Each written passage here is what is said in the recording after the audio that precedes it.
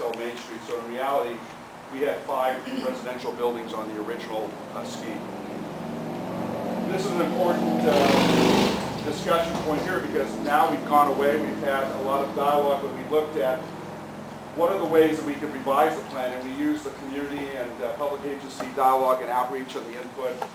We also looked at current planning initiatives, and there are about 5 major planning reports and documents that talk about policies for this area for not just the next 5 or 10 years, but the next 20, 30, or 40 years.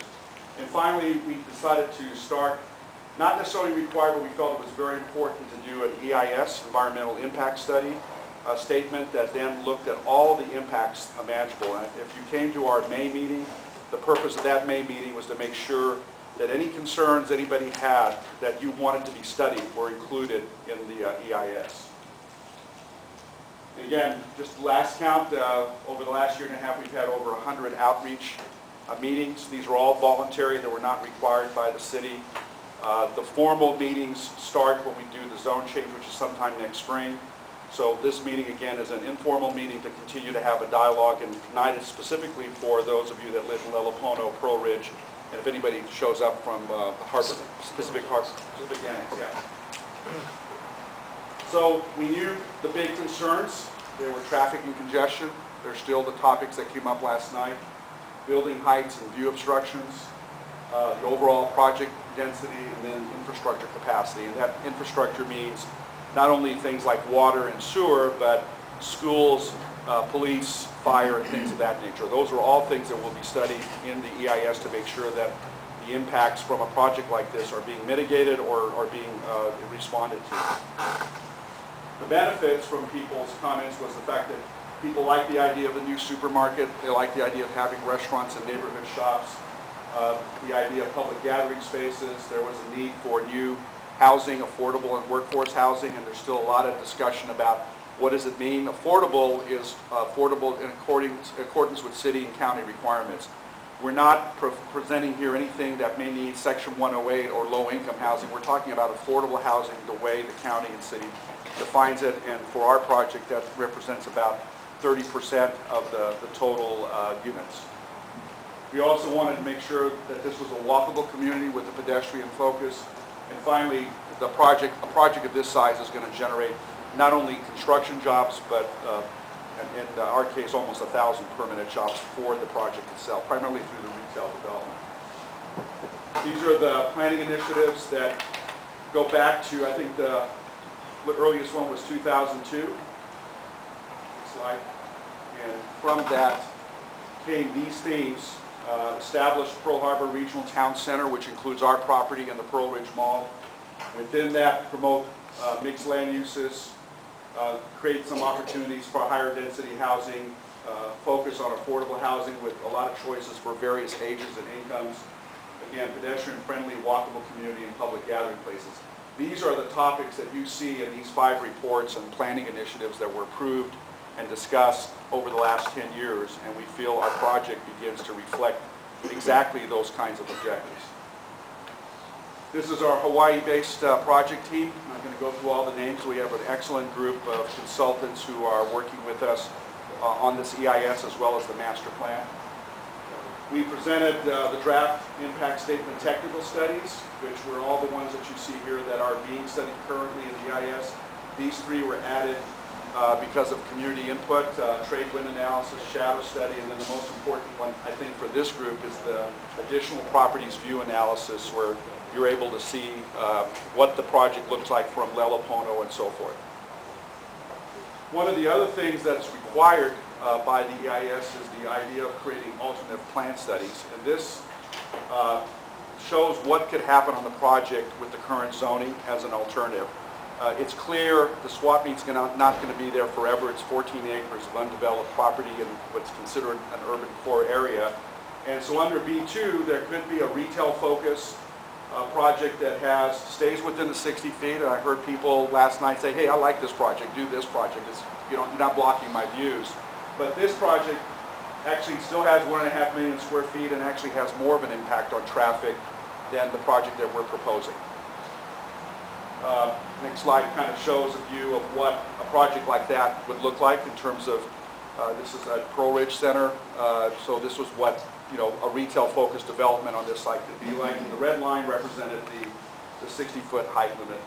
Another opportunity for us is to do more of an office focus here with some retail. This could be private office, professional office, it could be medical office, it could be public offices. And again, within a 60-foot height limit. The project size would be roughly 1.3 million square feet. This one has an even more important, on morning peak traffic, it literally doubles the traffic impact from our mixed-use retail development, so twice as much. This is what, I see people shaking their heads, but I hope you'll read the traffic report because that's the traffic analysis that we're getting early feedback on. And on the evening, almost double, 50% more traffic on the street than our mixed-use development. And this is again an image, it could be an office development here instead of a mixed-use development. And we're trying to be very candid and upfront, saying this is a potential development that could happen here in lieu of the project that we're proposing. This is the master plan. We can come back and spend more time on this. This is kind of giving the context of the area and all the players and stakeholders that we've met with in the surrounding areas. This is the new site plan. There's obviously Lele, Pono. Pearlridge is right here. This is Waianae Road and Pono Street. And again, using those same concerns, how do we revise the site plan to begin to address some of the issues that we heard? This is the ground floor plan. The darker shades represent the parking structures that are below the residential buildings. We haven't changed much of the retail project, although we've kind of straightened out Main Street, lengthened it so that we can put more capacity of traffic here to help with the congestion on the corner. The plan also begins to show how we're beginning to tie to St. Timothy's, and tomorrow when we meet with Harbor Point, we're giving them the opportunity to see if they want, at a minimum, a pedestrian access to our project, or they can easily drive onto our property rather than coming all the way out the street to go to the market. They would have access, they could come to the market, or if they can go on to the public streets and drive down the Kamehameha Highway. This is the development on the upper levels, and if you look at the footprints, you can see that they're slimmed down. Again, this was presented last night, but we still have a 350-foot building here. The height of this building is 300 feet. We dropped this one to 250 and set it back from the property line. These are 150-foot residential buildings. Before, they were more like 60, 80 to 100 feet in our prior design, but they're above the retail on Main Street. The blue shows the areas above the retail on that side that could be office, it could be medical office. We've talked about senior citizen housing, assisted living in these locations, and we've also made the recommendation for the EIS to study a Kamaina hotel. And I know there's been some people thinking we're putting a resort hotel here, but we're looking at a 120 to 150 unit hotel that would serve the community needs. We've heard everything from visiting family members. Over this last meeting, I heard people talking about sports teams that come over and have no place to stay. And even another person talked about the ability to be able to come to the medical facilities, and if you have to spend the night or you've got family here, there's no place for anybody to stay in the community. They have to go to the resort areas for their hotel uses. Okay? Again, comparing what the plan was before, you can see how this particular building was closer, and it really was a big wall of 350-foot structures across the bottom of our property. I'm not going to go too much into this, but these are the roadway improvements that we're talking about, and we can come back to it if you'd like, but this is road widenings on both Waianae Road as well as Connoy Street, new signals at these locations, new entrances. This would enter not only the parking below the retail, but it would be a location to enter for the service and loading areas of the market. We want to keep the trash service and loading functions of the market in a place where it's buffered from not only visual impact but also from noise. And we try to depict on a 3D format the corner of Waianae and Connoy Street so you can see the improvements that we're talking about. The widening, the special left turn lanes, special right turn lanes. Obviously the fence with the swap meet gone would be eliminated. There would no longer be that pinch point. There's a right in, right turn out at this location. Down below at Connoy Street, there's a signal. A question came up last night We're trying to fix the KFC corner. There's a problem with the way their drive-through comes out. It comes out at an angle. It violates ADA requirements. So what we're trying to do there is clean up that intersection, line it up with the mall, and actually make that drive-through come onto our property so that it doesn't create any traffic conflict. These were the aerials we presented last night. Our project is depicted, it's a computer depiction on the actual aerial. That's Pearlridge. You can see a little bit of Lele Pono. Our project is right here. And then we're just going to do a little panoramic turn here. This is looking at it from the shoreline. This is Kamehameha Highway. Here's Kaneohe Street. You can see Lele Pono and Pearlridge. Our project is right here, and you can see the 150-foot buildings, the 250, 350, and 300-foot buildings. Again, another view here shows the lining up of with Pearlridge. We're working on trying to create a vertical way of getting up to the plaza area. This could have elevators or escalators so that someone doesn't have to walk up a pretty steep grade. They're able to come up and walk more comfortably through the project. It's interesting to note here, and we can come back to the slide, the way Lele Pono is situated. It has really three parts. We can see better plans, but this part here really looks out in this direction. You've got the middle portion, which obviously looks down Kaneohe Street, is affected by our new development. And I think it's this wing right here which has got the most view over our site, and certainly want to talk to anybody who's in that wing so we can begin to understand better what those visual obstructions might be. This is the corner of Waianae and Kaneohe Street, and you can see the staggered heights of the building. There's the office and over the retail. And this is now coming back around the park. We're in the school here, and you can see kind of the context of the entire area, which has got several taller buildings, and here's our development right in this corner. And again, you can see how we've lined up better Malcolm Mackay, the building, so that we're able to minimize the impact on your view obstruction. Now, not to say that there isn't any, but we've tried to minimize it. This is overlaying the 350-foot, I'm calling them the fat towers, the way it was conceptually drawn a year and a half ago, and what that impact would be. There's Lele Pono. The next slide shows our new approach, which has more of the staggering heights.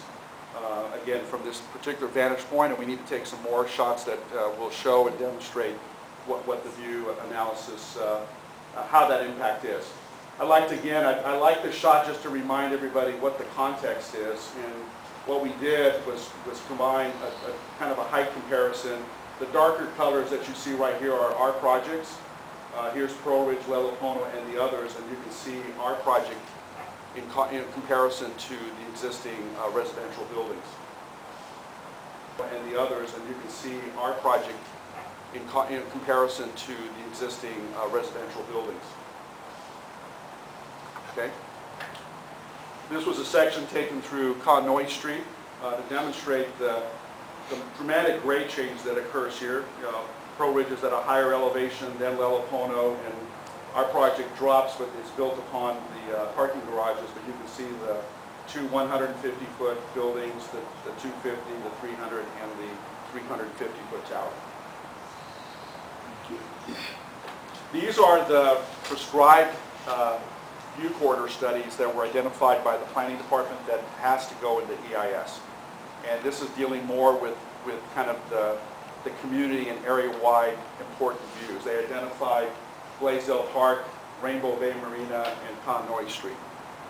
And so we've done this analysis for the EIS, and as we promised to you, we want to also include an EIS analysis that's more specific to Lele Pono and Pearlridge's views and how they've been affected, so that also goes in the EIS. So we've gone the next step further, and this meeting is trying to kind of understand what additional photos that we need to take. So on this shot, you can see this is the existing view, and our project is right there. You can compare that particular view from Rainbow Bay Marina. On Blaisdell Park, it was difficult to take the shot inside the park because there's so many trees you couldn't see anything. So our architect went outside the park and took this shot back. There's the existing view. Here you can see the impact of our development on that particular view. And then finally on Pono Street, looking down the street, the glimpse of the harbor. Today, with our project, you see it right there beyond the trees and the buildings. Now we began, and we're putting in this area the shots that we didn't share last night because we wanted to make sure that it was part of the dialogue we had today. So this is a shot from Pearlridge, the 34th floor. It's kind of a third of the way down from the top. As you look out the vista from that particular floor, you've got a pretty expansive view. Lele Pono certainly is in the middle of that view. Our project is to the right, and what you get a glimpse of are the two, basically the 250-foot buildings on top of the retail. We have more on this, yeah. And then from Lele Pono on the 20th floor, we've taken this vista shot. So again, I know the view is important to people, but I've heard from a few neighbors who say, you've completely blocked my view of Pearl Harbor, completely blocked it with your project. And I really want to demonstrate with photographs like this that you're looking at the view, it's a 180-degree view. That's the view today. That's the view with, again, 300, 350, 250, and 150 foot. There's still quite a bit of view that's not obstructed by the project. John, excuse me. Yes? Where was that picture taken from? Oh, one unit? From one unit on 20th floor, it's Which side? the middle side. Middle. Yeah. So that's the part. If we can, I don't know if we can go back to any of the site plans. You're, well,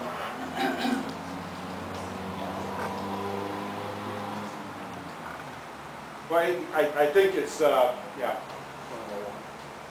It's probably the one that's the overall shot. Where's that? I think it's that one right there. That one right there. Yeah. 38. There we go. So the shots that we've taken on Pearlridge as well as Lele Pono are in that center point. So we kind of wanted to, for this first go around, make sure that we were taking the mid view.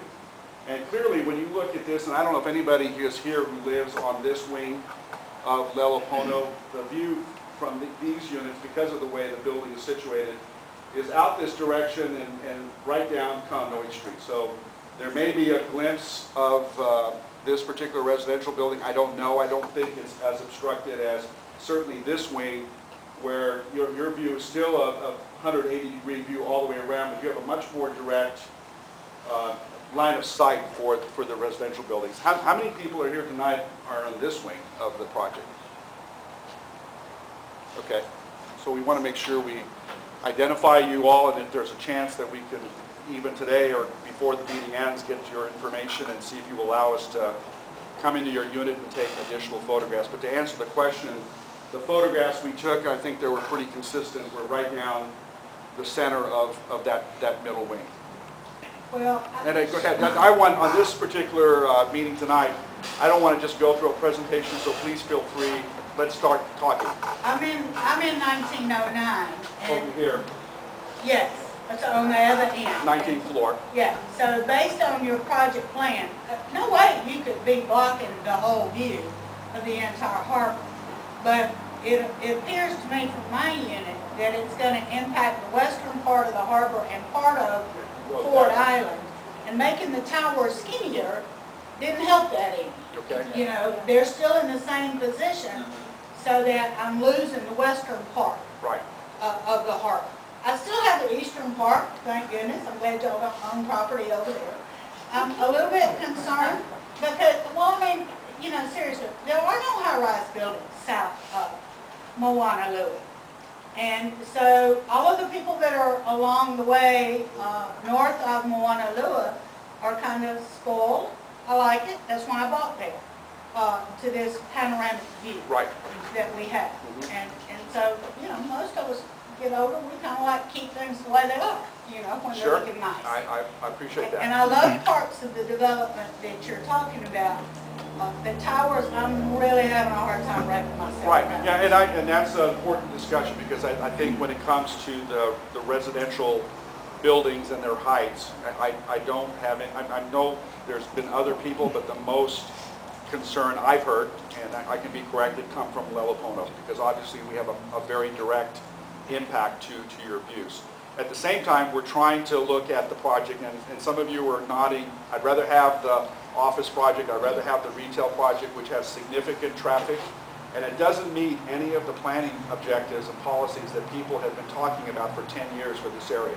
It doesn't have mixed use, it doesn't have the residential, it doesn't have affordable housing. So we're trying to look at this in a different way. We bought the property in 2007. In 2008, the city said you should take another look at this rather than going down the typical route of commercial, and you should look at the reports that are encouraging something different. So there is some trade-offs, and at the same time, it's one of those things where the view issue is of concern, but from the city's perspective, there's no ordinance about the view yet. I want to make sure that we vet this out. I can't guarantee that there's not going to be some view obstruction, but I want to make sure that everybody feels that I've at least evaluated it in the broadest way. And there's no question to me that east wing, is it the east wing? It needs more study so that everybody can understand. West wing. West wing. So you're on the 19th floor, so you're basically one floor below this view, but you're basically But I'm shifted. wrapped around looking at Waianae Mountain. Yeah, I'm going to guess that your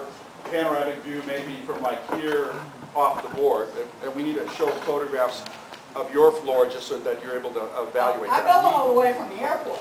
Yeah, we Yeah. can see. Round. You can to see the Waianae airport. Mountain. Okay, so yeah, I mean, the thing is we're trying to do is how do you look out, because obviously everybody can turn, we're just trying to say from a vista of I'm standing on a balcony and I'm looking out, what is that view? You just can't see Pearlridge Mall, basically. A lot of the. Oh, you can't? Okay. Macy's and That's off your view. Borders, I'm in the same status. Okay, So, okay. What floor are you on? 31st. 31st, okay. So, but, we can't see that, but we can see the rest. And my guess, what I've seen, is those buildings will actually block for us more at Ford Island than the center of shopping. Maybe even as far as Arizona Mall. Right, right. So the other views you have, Jeff, and again, this is taken from the pool deck. So you can see that if you're sitting on the pool deck, and to me, what I'd rather do is be in living spaces, so I'm in someone's unit looking out. This is at your recreational area, but it shows at this level you certainly have a horizon view, and that's trying to depict what these units look like in that view corridor. Okay. Horizon view, and that's trying to depict what these units look like in that view corridor. Okay. Excuse me? Yes, I have yes. a question too. Yeah. Can you go back one slide to Yeah. the 20th floor view? Yep. Okay, that is from a 2001 unit, if I'm not mistaken, because I'm in an 09 unit, and straight off of my lanai, I'm looking at the golf ball right now. Okay. The golf ball is on the right side of Ford Island. Right there. That radar No, the shows. right side of Ford Island is way to your left. Okay. Way to your left. Now, you Oh, had, John, go on. the golf ball was in the photo. Right there. Okay. No, the No, golf that ball was should in be, the it photo. should be, from an 09 unit, that's straight off the lanai. That's what I was pointing Is to. it I right thought there? that, That's yeah, not but it said move over. That's the Yeah, golf ball. That's the golf ball right there. That's the golf ball? Yeah, right here. That's what I was pointing to I don't have my originally. glasses on, I'm sorry. You want to, you're welcome. This is I an need informal to look meeting, so if closer, you need I'm to look sorry. closer, please come up. All right. Yeah, there it is. You can blow it up. Okay. Much better. Okay. John? Yes, I'm in 1410 on that on west the wing. west side. Okay. Yeah. So, I'm gonna be totally blocked because, when I look from my kitchen, I see the left side of, I'm looking straight at the SWAT meet. the ball. Oh, you are? Okay. Right. That's your left. Right. So the only way that I'm gonna see a view, if I'm in my kitchen, living room, I'm gonna see buildings. Okay. I'm losing my view. So the only way that I'm gonna see view is if I step out into my lanai and look left and look right. Right. If I look direct, those three buildings are gonna remind me, a very painful experience. Mhm. And I think that was my major concern from the beginning is Right. not just for myself, but a lot of the tenants or owners that are on the immediate, That's site of those buildings. Right. So So, resale value is what I'm saying. Well, I know that that's one of the biggest concerns, but I have a feeling that, and I can't guarantee that kind of discussion, but I don't know how your value of your units beyond the view, looking over a swap meet site that's, you know, that's got asphalt, or looking over a all retail or office project that's nothing but roofs and mechanical equipment. But again, you're able to see the horizon. When you walk in the front door, you see a view from the front door, All- through the glass, of a panoramic view of Pearl Harbor. Right, That's before you even get to Lanai. right, So you're not looking down, you're looking out. right. So now we're gonna be looking at buildings. Mhm. I think what we could do is do shots from not only on the, you know, the Well, exterior on the balcony, 16th but floor, maybe so the that's So inside as it well. doesn't make it, yeah, it does Show. make a difference. To me, it feels like, unless anybody disagrees from Lele Pono, that center wing and the east wing are not, is anybody here who lives in the center wing? So, sir, do you have any? Yeah. So this is the level, what's the level of it's fourth level that this deck's on? The next one is fourth level.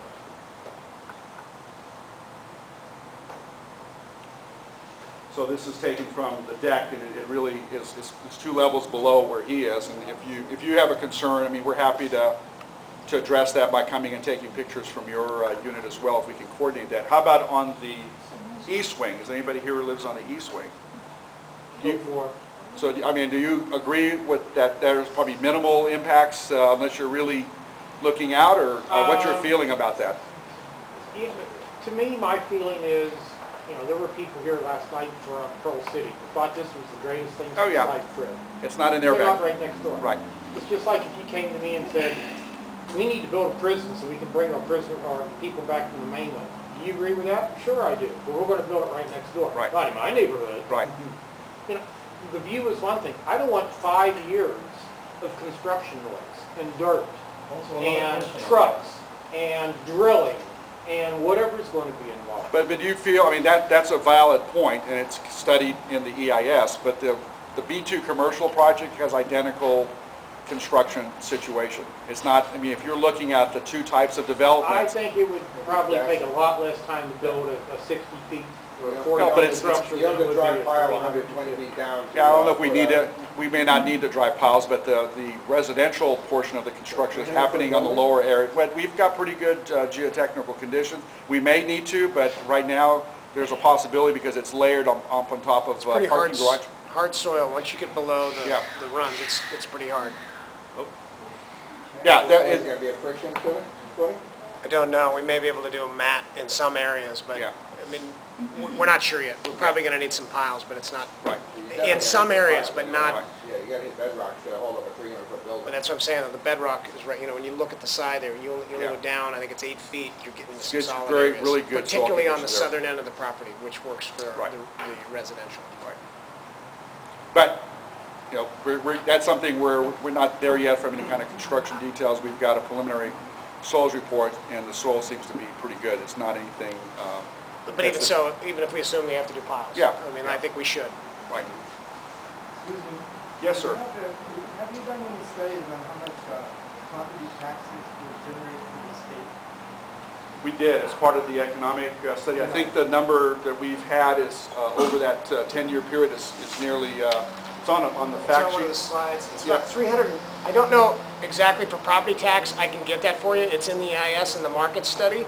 But right now, in total state and county taxes over the estimated, 13-year build out of a project like this, it's about $380 million. And that's a ramping up number, so at Yeah. some point, you're going to get to a higher number annually. But it's over over But that's $380 million. that's not specific to just property tax, but we can get you that number. Right. That's a good selling point to the state and county. Is the tax revenue that they'll be able to collect. Sure. Thank you. Yes, sir. Which I would think is about a guarantee they'll get whatever zoning request that they want. There's no, let me tell you, I've been through many of these kind of projects. We've been at this for 2 years. There's no guarantees. So there's nothing, I wouldn't be here doing this and doing all the studies if I thought it was a guarantee. I'd be, staying somewhere where you don't even talk to me, and certainly I don't want to do that. And our commitment as a company, if you look at the projects we've built across the western region, we care about the communities that we're in, particularly because we're retail developers. At the end of the day, when we build a market and we bring a market here or shops, you are our customer.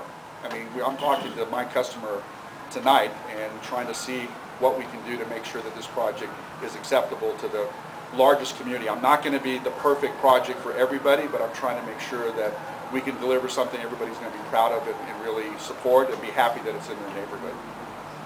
Yes, sir. What effect is it going to have on the power grid in the region? Should not have. That's part of the utility, the infrastructure analysis and our preliminary discussions with our civil engineer. Again, the detail is going to be in that draft EIS. We're pretty good for most of the, I think all of the infrastructure issues, including storm drains, sanitary sewer, fire, electrical. We've talked to HECO. So all the public utility companies and the city has been consulted on all the service needs of a project of this size and nature. Actually, too, I believe it's the office scenario. I think it's harder on the electrical power than the mixed use, and that's that's in the EIS as well. Was it the office or the retail one? If they do all the towers, how many units are there going to be? There's 1,500 units planned right now in the 5 residential buildings. And on average, what would the power consumption of each unit be? About, what, 1,500 kilowatts? I don't know. I'd have to look in our report. I don't know. Our We're engineer. looking at a massive amount of power is the reason I asked. Yeah, but that has been studied, and it was part of the utility analysis that was required to make sure that a project of this size could be supported. Yeah, because you're going to use more power than Pearlridge uses. They use a HECO standard. Yeah. Right, but You'd be surprised though, as Chris is saying. Yeah, but with office and retail, when you think about the power needs with the restaurants, and they're on from 9 a.m. in the morning till 10 p.m. or 11 p.m., and then you look at a residential where you've got the highs and lows of people going off to work, and it's a really different animal.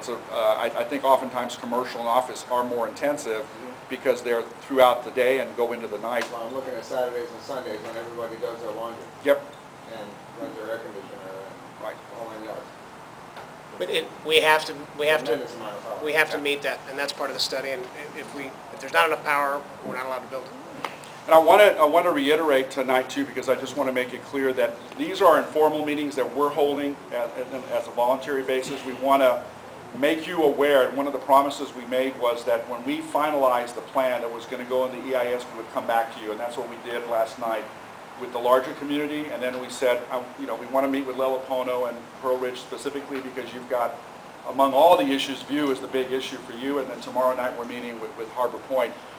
We're taking down some of these notes just for our own conceptual planning purposes, but your kind of question is really best directed when the EIS is published, and it needs to be written. So if you say, I don't believe that the study has adequately covered this concern, then it becomes part of that public process of comment. So I just want to make sure that if you feel strongly about something, make sure that you look at that draft EIS and it's going to be 850 cars for the retail. That exceeds code for Honolulu. On the residential, you could address that issue, Chris. Yeah, a residential, for instance, the city code requires if you're a 2-bedroom unit that is 799 square feet or less, you'll... interrupt you, but the city code is the ones that eliminated the parking spaces. Yeah, no, I'm telling you, I'm just telling you what the code is. Yeah. Can everybody hear us, by the way? I was trying to avoid using the microphone if I could.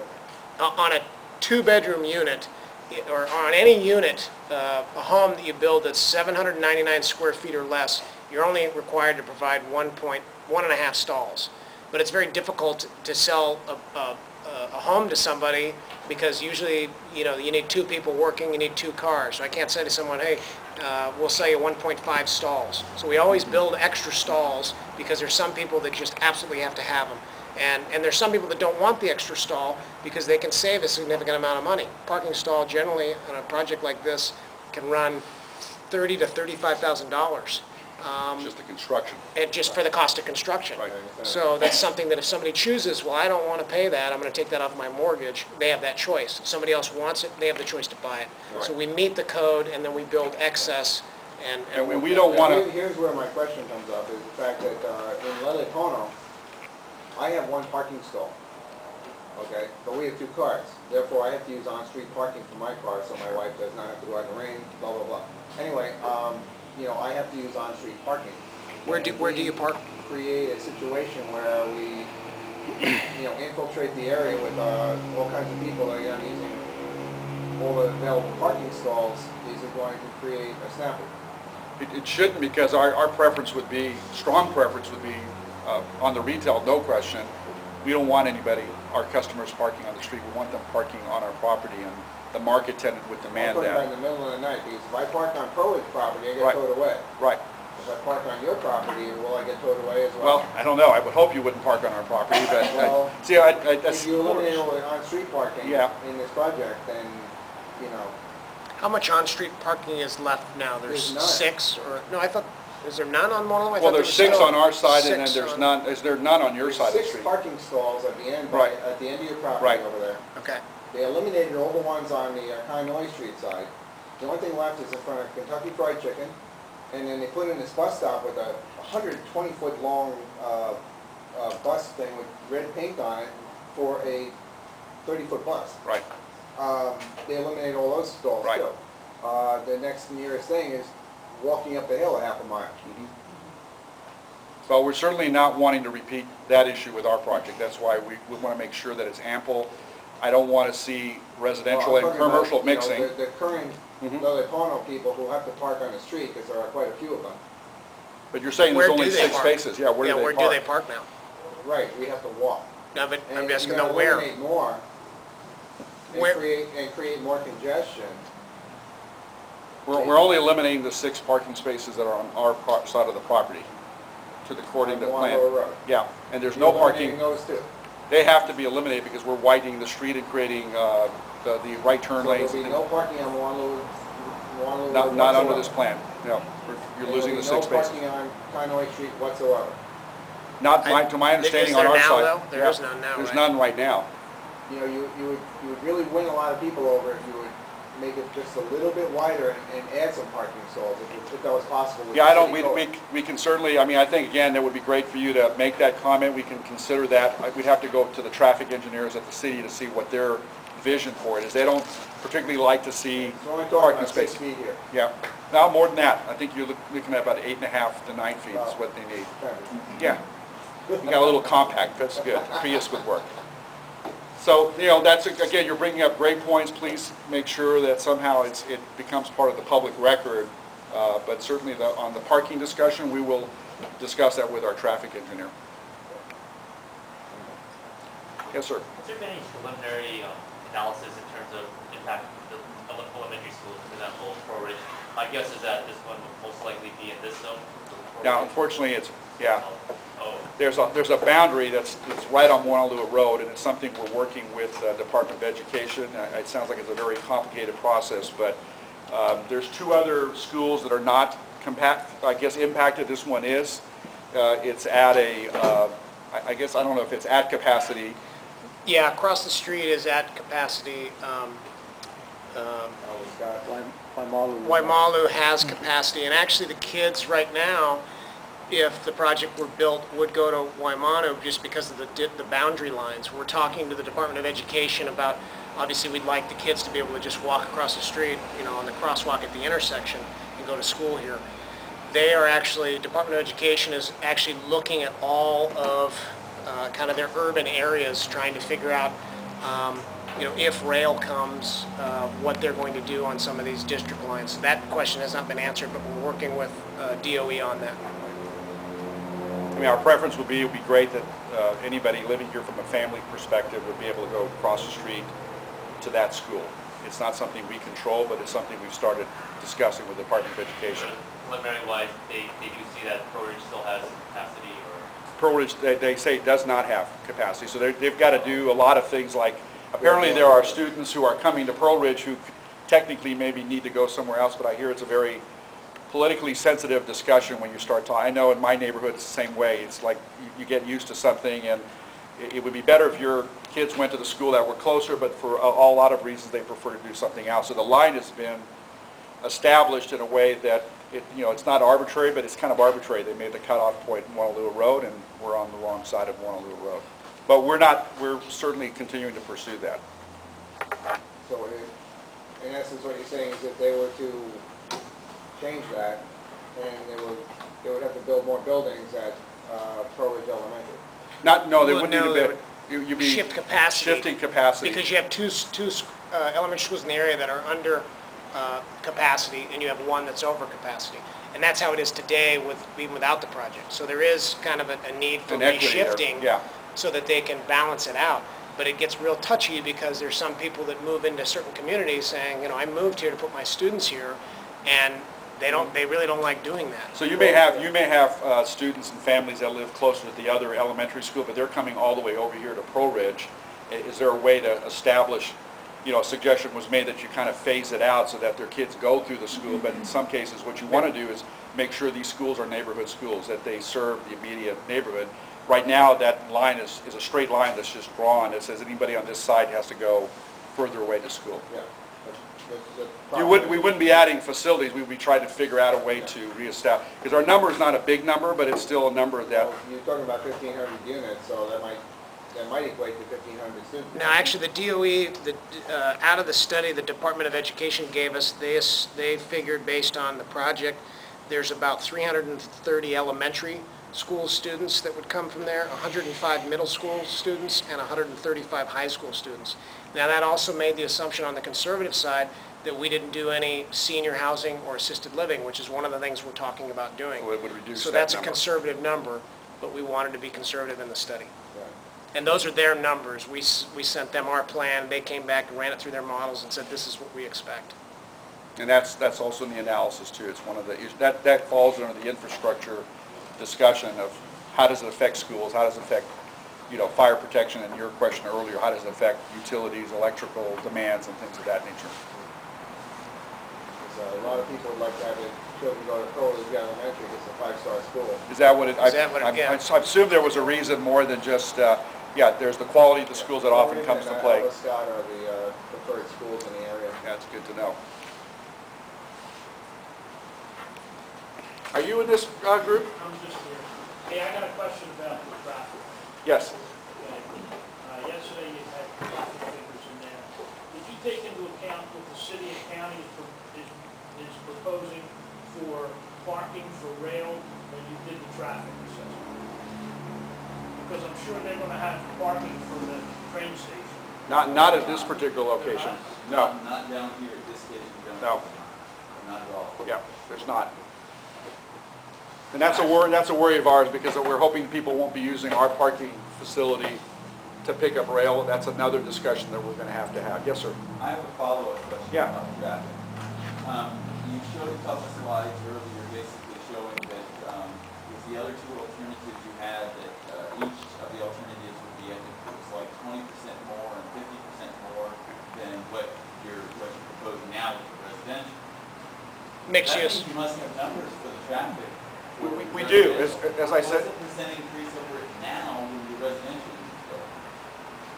How much percentage increase are we looking at from now to when the residential units, like the whole project is built in those peak hours? Is it going to be 20% more, 50% more, 100% more? well, you have to look at the traffic analysis, because our traffic increases, but all the mitigation that we're doing, which doesn't exist right now, which is road widening, signals, left turn lanes, right turn pocket lanes, basically address the additional traffic that we're causing. But you're using those numbers in here and trying to convince us that traffic will be so much worse with this. Well, that's exactly the case. I mean, the office development, think about people coming from outside the area, it's 118% more traffic after build out than our But you'd be doing development. the same mitigation type of thing. It would have identical, you would still be doing road widening, but that's the exact point. You put our mixed-use project with traffic improvements against an office project that would need the same kind of traffic improvements, there would be about 118% more traffic on the road because of that office use for morning trips, which just seems obvious because you got a lot of people coming in. In the evening, it's almost 50% more. It drops off, but it's still significantly more than our retail mixed-use project in comparison. Well, one of the things too, it's very difficult. I mean, we looked at those items because they're kind of somewhat concrete that we could explain. Very much encourage all of you to read the traffic study. It's hard to just make general blanket statements on it because we had 16 intersections that were studied in the whole area. And to ask your question, well, how much more does traffic go up or how is it affected? It's different at each intersection, and it's different at different times of day, and it's different throughout the phasing of the project. So it's very hard, and we struggle with that, like, how do we come back and explain what the impact of traffic is? And it's like taking a huge manual, and with so many different points, it's very difficult to just summarize. That's why, please, read the traffic study. I mean, it's... Yeah, and your question you're asking, these comparisons are for all three of these projects at full build-out.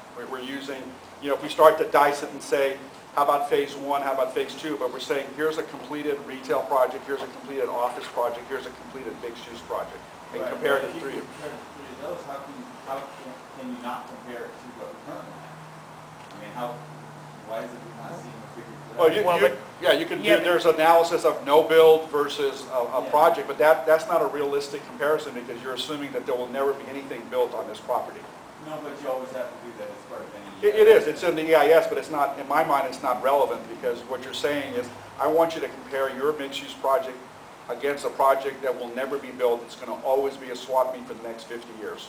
And that's, I'll guarantee you, that's not a probable or viable solution. Something's going to happen on this property. So those traffic studies are in the EIS? Yes, they are. And what about the current project schedule? Is it also in there? I don't know if we have that. It's an estimated timeline because we don't have a current project schedule because we have to get zoning, and we may not get zoning. We've included it, and it continues to be something we monitor, but we shared it out yesterday. It's what we believe the schedule is. You know, we were hoping to be, the October meeting we had last night, we've included it, and it continues to be something we monitor, but we shared it out yesterday. It's what we believe the schedule is. You know, we were hoping to be, the October meeting we had last night, we had hoped would be sometime in August or right after the Labor Day weekend. Because of the additional work and the technical studies, it got pushed out to last night, and as a result, it pushes out the final preparation to, as we said, sometime at the end of November, December. That's the 45-day public comment period. We're extending it to 60. This is the opportunity that you all have to look at the studies and say, I don't agree that it's fully vetted out. I don't think it's comprehensive. It's missing this information. That's what the comment period is all about. And then we're hoping that the final EIS will be prepared. Go to the next slide, Jeff.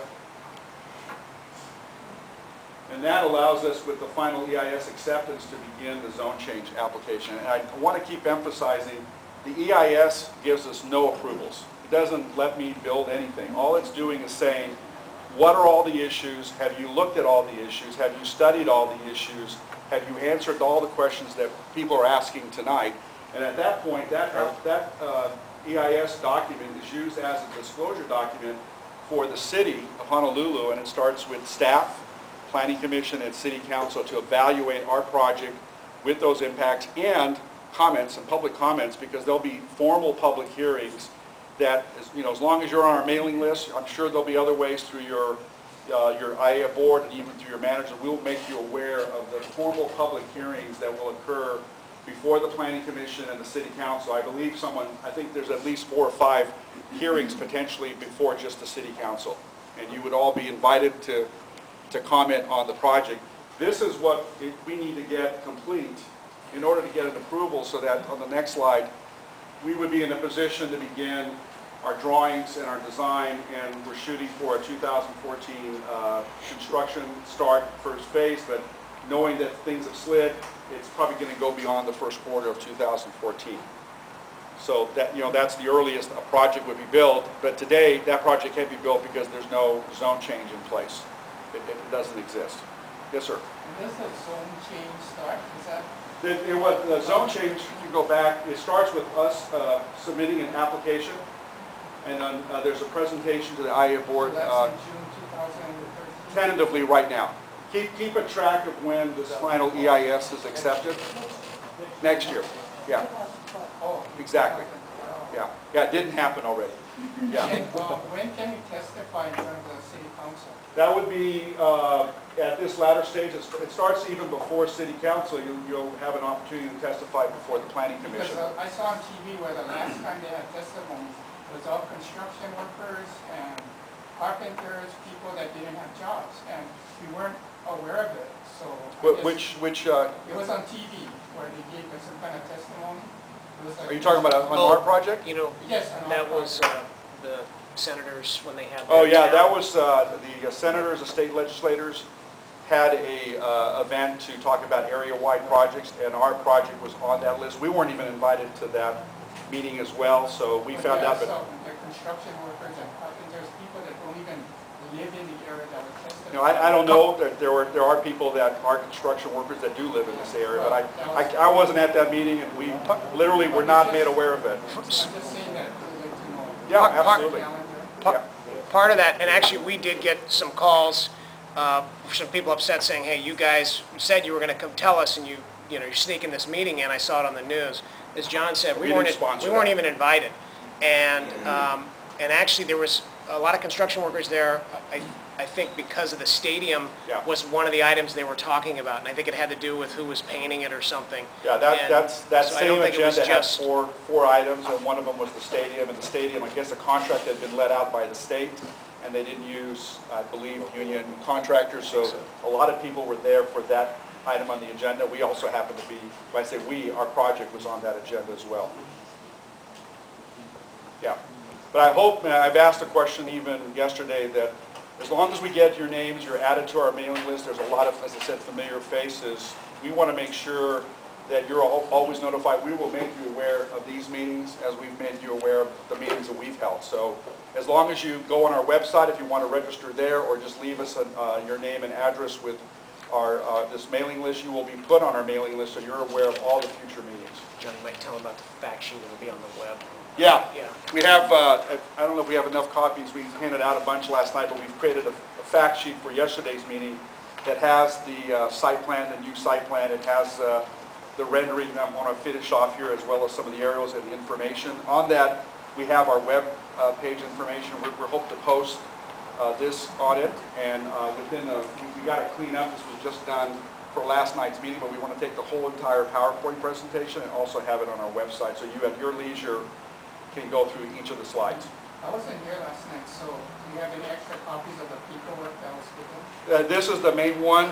Unfortunately, we actually, one of the box was left at the oh, thank you. at the office. So what we're having done is I just sent an email to our web guy asking him to post it online. So sometime in the next 24 hours, you can go on and print a PDF off the website. I apologize, we have 10 copies, so any of you that were here last night that may have picked up when I know this gentleman said he wasn't. So if anybody didn't show up at yesterday's meeting, we'll try to spread out the copies and then try to figure out a bit. Maybe we can leave some at Lele Pono's management office so that you can have them. Actually, yeah, we can do that tomorrow because we're coming back. We'll leave some there. And then what I'll do now is I've got one, but maybe I'll hand it, and you can pass it around for tonight, but it'll be available on the web, and we'll drop some off tomorrow. Maybe the gentleman behind you was, just those two. Share it for now. Just for an emergency. Yes, ma'am. What is the cost estimate of the master plan and alternative A and B, and what is the profit margin? That's a hard question. We say the cost, you're talking about the cost of construction? Yes.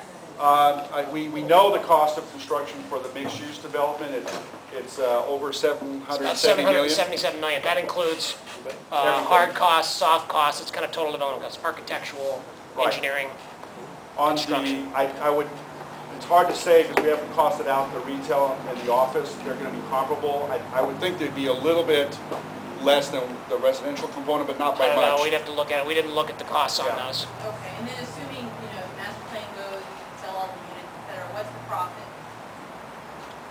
Based on what you bought the property? You know what, that's a huge unknown because we don't know. The challenge is in the big risk in development, particularly in residential development, is the riskiest. Because what happens is, as you move forward and you build these projects, and generally you might get 50% of them pre-sold, you start construction, and like for example, the most recent recession, there's a lot of developers, some of you may remember the high-rise that is now Pacifica, stopped in the middle of construction because the buyers, a lot of them walked away from their deposits and said, I'm not closing on this unit.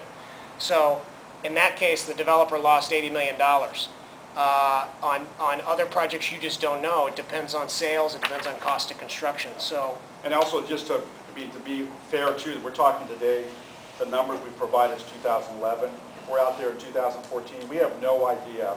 It's the part of the risk of being in the business we're in, what construction costs are going to be, what's going to happen with construction materials and commodities, what's going to happen with the interest rate and so forth. Our Pearl City Gateway project, we started right when the recession hit.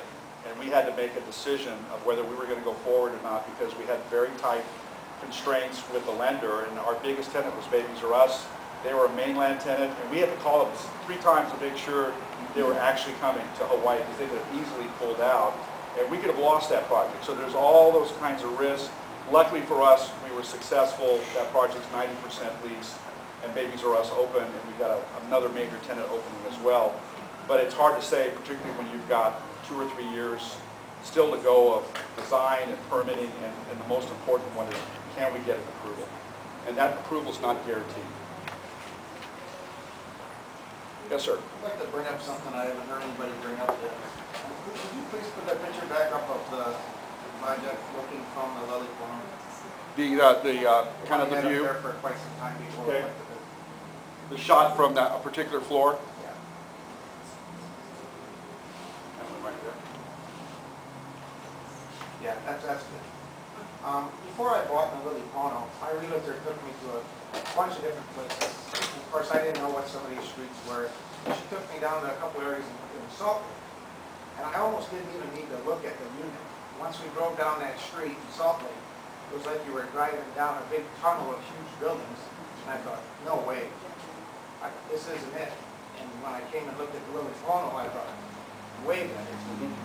And one thing one of the other fellows when we were walking home from here last night said was, you know, once you open the door for residential towers south of Waianae, that's this project. Who's to say that, whether it's Robertson or somebody else, take some other distressed property, you know, build another tower and another tower, and you could end up 20 years from now, we could have another Salt Lake. Right. I don't think anybody wants that. Right, no, that's an excellent question, and it goes back to, if you look at the reports and the planning studies that I referenced, the 5 different studies, they identified the area of Pearlridge, the mall, our property, and that immediate area as an opportunity for this so-called Pearl Harbor Regional Town Center. And so the idea was not to make this the Waikiki or any of these other multiple, it was to concentrate it in an area and not allow it to go beyond that area. So the intention, from the way the initiatives are written, these are the policies that the City Council follow. And again, if you have a chance, look at the reports. I'm sure they're available at the city's website. Those 5 reports are concentrating where that development is, and they're not allowing it to go beyond that. But it's vigilance. You know, it's making sure that there's no follow-up planning study that then does something to allow it. And for me, we've been really following what the reports have been asking for, from the latest one, which was the TOD plan, to the Livable Communities plan. And we feel our project matches up exactly with what the aspirations, at least of the people who came up with those, and they were community members like yourself, plus the DBP, as well as the policymakers at the City Council. One of the things too is Jeff, can you go to the slide that shows our plan and then the neighborhood sort of around it, pull back a little bit? There's actually, I've heard many people say, below Waianae Road, I was always guaranteed 60 feet. There's a property, actually, one property today that is zoned to allow for 150 feet in height. Let's see, that is, actually, wait, where's the site plan view looking down? I can't tell which one it is. Go back. It's right to the far right. Yeah, right there.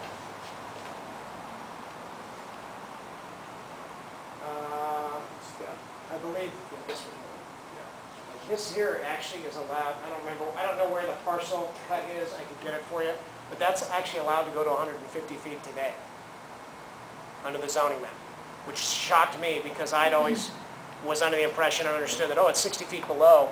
And actually it came up in one of our the TOD meetings because I said, well, no, it was below 60 feet not allowed. And someone said, no, that's incorrect. There's a 150-foot site there, which I don't know if any of you are aware of that. And again, to your point about crowding Honolulu Road, we have the advantage of our topography in terms of the way the site drops. And we didn't put these residential buildings at the very top views. We dropped them down, and first of all, the way we lined them up, so many of these units, they're not necessarily looking at views. We weren't trying to do something that optimized the view. I mean, clearly, without any kind of hard feelings, when someone designed Lele Pono, they designed it in a very clever way, because they took all the units, they stretched them out, and had every single unit looking at the view. We have compact plants. We've got corridors, so we're not trying to take advantage of that, and we put the residential buildings towards the lower part of our property. We lined them up as best we could to Malcolm Mackay, and you can see like those buildings there, and part of that is to protect, and so a lot of these plans it talks about throughout Honolulu, throughout the state, preserving the Malcolm Mackay views. Now in some cases would it have been better if we'd aligned it up straight with yours so then you could see beyond it? Yes, but we're looking at it in the context of the region as well. The other thing is we were challenged on, what's the building number 4, down the middle one. That was a challenging aspect because to keep Main Street, we tried to orient it as much as we could, Malcolm Mackay, but we were restricted just by the site itself. Yeah, and by doing that too, we'll show the rendering as a way for us to, this is a much more open plan, and we're trying to create some large public gathering places that's open to the neighborhood to come in and gather and have little pocket parks and things of that nature. So the way the buildings have been put on here is to make sure we didn't crowd the street and we kept a very open appearance. Yes, sir. To piggyback on what he was saying, because of the fact that you are opening the door on rezoning an area that was set for commercial or whatever, Sumita's farm is flat. What's to prevent somebody in the future, after you've already set a precedent in the area, to develop that and get that rezoned, and all of a sudden, it's like you said, it turns into Salt Lake or it turns into Waikiki because they're able to put high-rise buildings on that area as well. I think the clear answer is that the latest TOD plan identified Sumita Farms as a natural and important treasure for this area. There was no development plan for it, and the intention was to, if anything, with the mall development, to do something along this edge. It's not our property, but it's in the TOD plan to make it available for views, and I don't know if people are allowed to go into it because it's obviously a operating farm. Yeah, and but to be able to enjoy that view and to keep that open space because it's a natural element with the water and everything else. Well, actually, it's listed as a National Historic Site, but but the TOD if they is. pay enough money, they can always get Yeah, it. the TOD plan that's working its way through is keeping. Is short for what? It's transit-oriented development plan. It's related to the rail that's coming through, and Pearlridge was part of the, I think, the second or third round of community meetings. And that's going to be right up against the water? What's that? Where the rail is? No, it's not. It's on Kamehameha Highway. It's actually, if you're coming down Kahanoi Street, that's the location, proposed location that we're aware of for the station. One thing about Sumita Farms too is it is actually on leasehold land. Kamehameha Schools owns it. And when we met with Sumita Farms, Sumita family. The Sumita family, they were very intent on keeping it. Obviously, they don't want to develop it. Kamehameha Schools is sort of taking the same light. It's very much everybody in the neighborhood, everybody on Oahu knows Sumita Farms. So it's. Didn't you purchase the land that you're going to put this project on from Kamehameha Schools? We did, but we also were the tenant on it for almost 50 years. I mean, we were the lessee on the site as a drive-in and as a swap meet operation. I mean, it was a paved drive-in operation and a swap meet, a little bit different than a Sumita Farm, which is pretty much a natural resource for the area. One thing that's happening to not only in the United States, the mainland, worldwide, because of growth, because of population, because of issues with infrastructure, sewer, water, roads and those things, more and more planning initiatives are coming up across the world in creating more urban environments and trying to create open space and more livable areas rather than urban sprawl. And DPP and the water, a lot of these infrastructure issues. And one of the ways that you can improve those is by having them travel shorter distances, concentrating growth in the urban core rather than spreading it out. And to answer sort of your question, I think in the future, over the next 50 years, worldwide, United States, Oahu, you're going to see more and more development of this nature just because of affordability reasons, infrastructure reasons, It's just the way things are being planned now, rather than the urban sprawl. Yeah, and I want to make clear, because a question came up in this this trip about live, work, play Aiea. We've used it as a placeholder because we haven't got the name for the project, and that no one to misinterpret that we think this whole area is about live, work, and play. We see this whole entire Pearlridge, Aiea area as a live, work, play. There's just incredible opportunities when you see the housing here. We've got medical facilities. There's a regional mall with restaurants and theater entertainment. We're talking about a grocery store and neighborhood services. That truly, this whole area is really a great model for live, work, and play. I wanted to, if I can, just to kind of go through the renderings, and then I'm happy to go back and forth to any of that. I just wanted to, for those of you that have not seen the images that we're proposing, you can go to, again, go to 59, because I felt like this one right here. 59. Just to start, for some of Lele Pono residents, this is the preferred alternative. It sounds like from people nodding their heads, I want to see this project, not your project. And it's clearly a regional mall. We can connect it to the existing Pearlridge Mall, and you've got a large regional facility that attracts people from outside the area. How tall, how high is it? That would be within the current B2 zoning, so it would be 60 feet all across. Same is true for this concept, which would be office-oriented. It could still have commercial, and clearly between the first alternative and this alternative, you can mix them up even more and have a combination. But we looked at just the extremes, that this would be an office focus. This could be a campus office. It could be for high-tech. It could be for government. It could be for professional. It could be medical. How high is Macy's now? I would assume that they're 60 feet because they're limited by the same height restriction that we are. So you're seeing a comparable height. And what we're suggesting, this is our position, that our project offers benefits that are better. This is Lele Pono, and we're creating, I'm going to say, elegant towers here that we've slimmed up to. How many stories is the tallest? This one's 350 all the way through, including the garage below it. This one's 300. How many floors? It depends on the... Depends on our ceiling heights, but we would probably be... What's the tallest?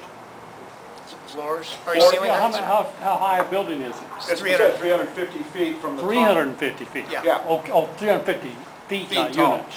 Yes. Okay. 350 feet tall, 300 feet tall. This one's 200, and these are the two that are above the retail that are 150. And again, by doing this, by creating the density and creating the residential buildings, we're allowed a little bit more flexibility to create a nicer open space that people are able to walk across and enjoy the pedestrian areas and the public gathering places that we're... But for anyone upstream of that...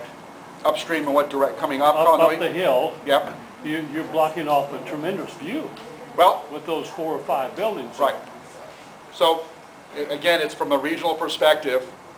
I'm not going to tell you that there's no ordinance that says you protect views. I'm not going to put words in the city's mouth that views are not important. There should have been a long time ago, but there wasn't. There may have been. They don't work very well in most communities. They should have been, Yeah. and you stagger it up as you go back. Now, let me just go through, I know there's a couple of questions, if I can just run through the other renderings. And, we try to create character images. People keep asking, what is it that you're envisioning here? What does it look like? And we try to take Oh, you mean the movement? photographs of buildings that you see at the bottom of our property. This is a view looking back into the drive aisle that goes into the market area. This is a view, if you circle back, that's going up Main Street, up to Waianae Road. If you go down this roadway, you'd be going down to Conoy Street. And the people coming to use this area to shop in here, where would they park? We have the parking space. We've provided parking for the retail. Where? Can you show me? Have you just gotten here, or have you been here all the time? Oh, You go to the site plan. I just didn't, because we went over that in great detail. Where's the parking, please? Sure. You go back to the site plan. Right. Yeah, you can use that one there.